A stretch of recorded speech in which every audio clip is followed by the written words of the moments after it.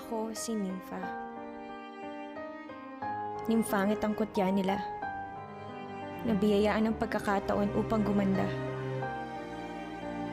Ngunit may kapalit pala ang gumanap sa pagkatao ng iba. Huwag ka nang maghuwari.